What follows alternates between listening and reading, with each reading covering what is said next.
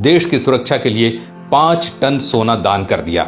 मीर उस्मान अली दुनिया के सबसे अमीर इंसान थे। उनकी अमीरी का अंदाजा इस बात से लगाया जा सकता है कि उनका अपना खुद का बैंक था।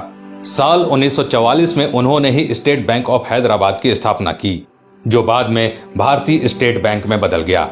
वो 438 करोड़ रुपए की कीमत वाले हीरे को पेपर वेट की तरह इस्तेमाल करते थे। मीर उस्मान अली के पास इतनी दौलत थी कि वो अंबानी जैसे सैकड़ों लोगों को खरीद सकते थे। उनके पास 236 अरब डॉलर के करीब संपत्ति थी। एक वक्त था जब दुनिया के सबसे अमीर इंसान थे मीर उस्मान। साल 1937 में टाइम्स मैगजीन ने उन्हें कवर पेज पर जगह दी। पूरी दुनिया के सबसे अमीर उस्मान अली ने एक वक्त इटली और इंग्लैंड से भी बड़ी रियासतों पर राज किया। वो हैदराबाद के नवाब महबूब अली खान के बेटे थे। आजादी से पहले तक वो हैदराबाद के निजाम रहे और फिर जनवरी 1950 को हैदराबाद के पहले राज्य प्रमुख बने।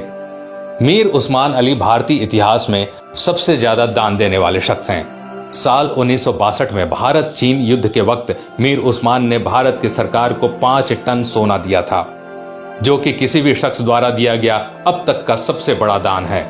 आपको जानकर हैरानी होगी कि भारत और चीन के बीच जब युद्ध हुआ था तब भारत द्वारा इस्तेमाल किए गए हथियार और बारूद मीर उस्मान के पैसों से ही खरीदे गए थे। अगर मीर उस्मान 5 टन सोना दान न करते तो भारत के बड़े हिस्से पर चीन का अधिकार हो जाता। मीर उस्मान द्वारा दान किए गए सोने को लेने मौजूदा प्रधानमंत्री लाल बहादुर शास्त्री खुद हैदराबाद गए थे। ये भी जान लीजिए दोस्तों कि मीर उस्मान अली ने ही भारत के पहले हवाई अड्डे का निर्माण करवाया था। उस्मानिया यूनिवर्सिटी हैदराबाद की स्थापना भी मीर उस्मान ने ही की थी, जो आज भारत की सबसे बड़ी यूनिवर्सिटीज में से एक है। उस्मान अली ने दान देते वक्त कभी किसी का मजहब नहीं पूछा।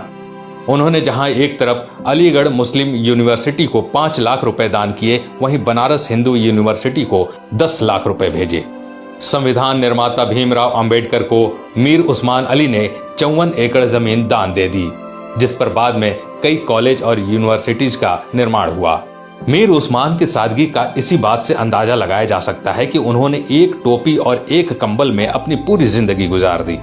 यहाँ तक कि उन्होंने कभी सोने और चांदी के बर्तनों में खाना तक नहीं खाया।